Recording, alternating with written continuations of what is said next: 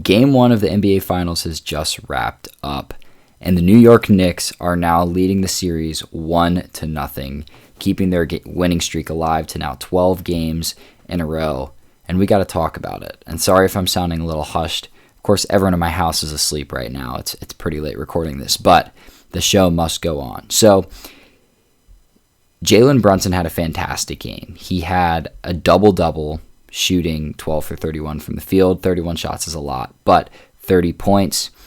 And yeah, Cat had the double-double with 26 and 12.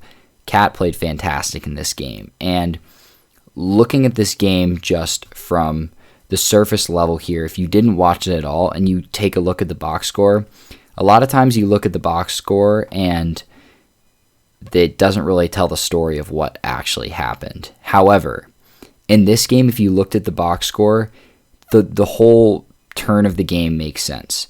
Wembanyama, 6 for 21 from the field. The Spurs, 26% from 3. Stephon Castle, 7 of 16. De'Aaron Fox, less than 10 points. Vassell, less than 10 points. Dylan Harper, he played pretty well, but still shot poorly from 3. And then you look over at the Knicks side, 41% from the field, 31% from 3. And you start to break it down a little bit more by quarter, where the Knicks had a huge scoring run. This game just tilted Knicks. And what was interesting for me watching this game was I was watching the first half, really even through the third quarter, and once the Spurs went up 14 points and the Knicks called timeout, I turned over to the people I was watching the game with and said, this feels like a series that the Spurs can comfortably win. They're up 14, and yet they're playing worse than the Knicks at this point, yet they were still in front in this game.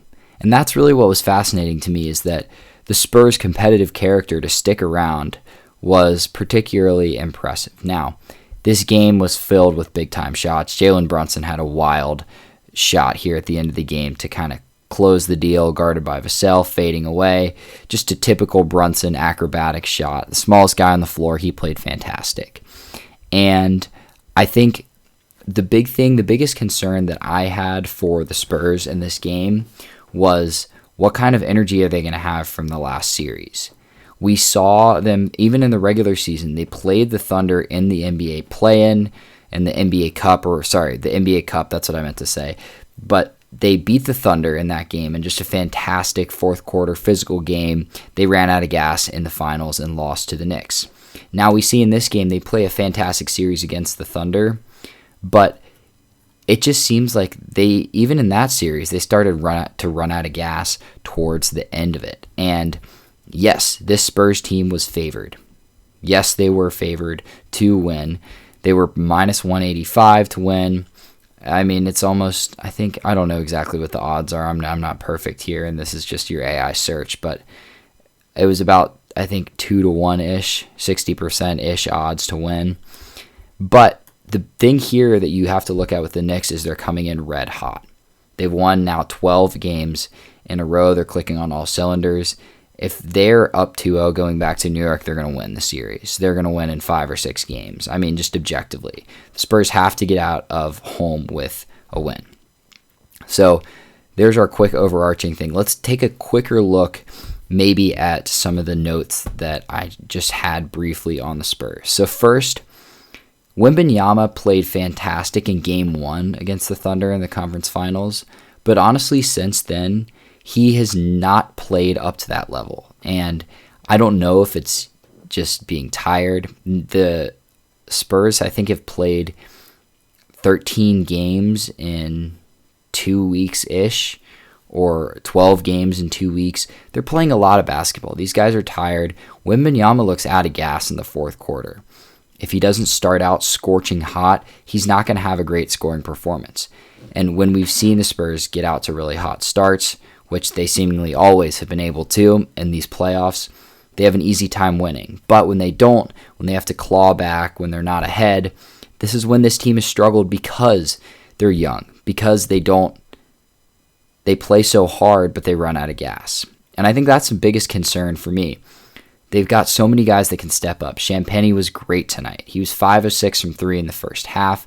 This guy was all over the floor, just fantastic. But he ran out of gas. And that's a big concern for the rest of the series. You get role players to step up in the first half of the game, but they don't close it down in the second. And you need your stars to take you home. You need your guys that are consistent, that can step up to get it done. Harper was fantastic, absolutely fantastic in the first half, really especially in that first quarter, all over the floor. You just see his physicality, his poise for the game. It just continues to impress me. This guy, he pulled down 8 rebounds off the bench. That's unbelievable. And same with Champagnie. You get 10 rebounds, you get a double-double out of Champagnie. But you come to the fourth quarter and you need your stars to close out the game. You need Fox to step up, 3 of 13 from the field. You need Wembanyama to step up, 6 of 21 from the field. Missed clutch shot after clutch shot. They didn't have the gas in the fourth quarter. And yes, they will have hopefully a little bit more rest come Friday night for the next game. But guys, I'm going to be honest, I'm still concerned. When are the Spurs going to be rested enough and healthy enough?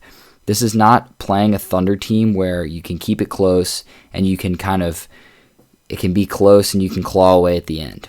If the game is close, the Knicks are going to give you problems. And we know how well the Knicks can score. The question was going to be their defense, and they showed you tonight their defense is really freaking good. So let's get on to the winners here. The Knicks, Karl Anthony Towns was fantastic. 18 points and 12 rebounds doesn't really go to show you just how good he was. He was the second highest plus-minus guy at plus 14 on the floor, and with Towns, perfect at the free throw line. He was assisting well, didn't turn the ball over too much. I think just the 1-2 punch of Robinson and Towns together, you can stagger their minutes, you can stagger their playing. Robinson guarded Wemby down the stretch when they needed some big stops. His build, just his physicality, his upper body strength, he can't do anything on offense, but boy, he can defend. He's tough on Wemby, and Towns played great too. You just see him getting inside the paint. You see them kind of working Wemby on the offensive and defensive side and just trying to tire him out, because if you can tire him out, Brunson can explode down the stretch, and I think that's what we saw. It wasn't a great shooting night, but this is kind of what we've come to expect time and time again from this Knicks team. You're going to get a good Brunson game. The question is everyone else. So tonight you got a solid OG game where he hit 3 threes. You got a solid Cat game. You didn't get much from Mikal Bridges, but he could go for 25. We saw him do that in the last series where they obliterated the Cavs. And then you got a couple guys to step up off the bench. Jose Alvarado, 7 points in the first half. That's going to go untalked about. His presence on the floor. He picked up 3 fouls in 11 minutes, classic Alvarado stuff, but he was impactful. You got 13 points and 3 threes from Landry Shamet. He hit some timely shots down the stretch. You saw them going to Shamet when they needed offense in favor of Hart, who, of course, is great on the defensive side and got 13 rebounds, just your average Josh Hart game, but couldn't give you much on the offensive side and was over from 3. The Knicks didn't shoot that well. Now, I said, yes, they shot better than the Spurs. They hit the same amount of threes. They shot less, but they really got it done. And I think looking back at this game in total here, 13 turnovers for the Spurs compared to 8 for the Knicks. The Knicks took care of the ball, and the box score honestly tells a bigger story than you'd think for this game. Watching it, I think some of the big adjustments I want to see is how can the Knicks be more consistent on offense throughout the game? Because you're not going to get a game where the Spurs really look this honestly disjointed on offense. Yes, they were winning. They were up 14 points, but it did not look pretty. And it's a far cry from their winning games where they blew out the Thunder. If you watch those games, they're up 20, 30 points against the Thunder. Their best games against the Thunder, they didn't even play close to that, and they were still beating the Knicks by 14. So yes, the Knicks won. They didn't play their best game, but I think the Spurs are still tired. They're not coming off of rest. They're traveling back from Oklahoma City. There's just a lot where there's a big room for improvement, and I think we're going to get better shooting performances out of them. So Knicks fans, don't get too excited, but you got to celebrate a little bit because this bodes really well for a longer series. I thought originally if the Spurs won this game, they were going to look better in game 2, and then they might drop a game or 2 again Madison Square Garden, but they were going to be able to get it done in 6 minimum.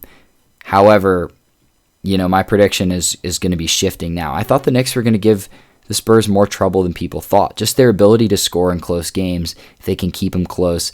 They found a recipe where they can tire out the big men, they can tire out the guards, get guys a little bit in foul trouble, and really push the Spurs. With that being said, we'll be back for some more coverage soon, and let me know down below your thoughts who's going to win the series. I'll see you soon.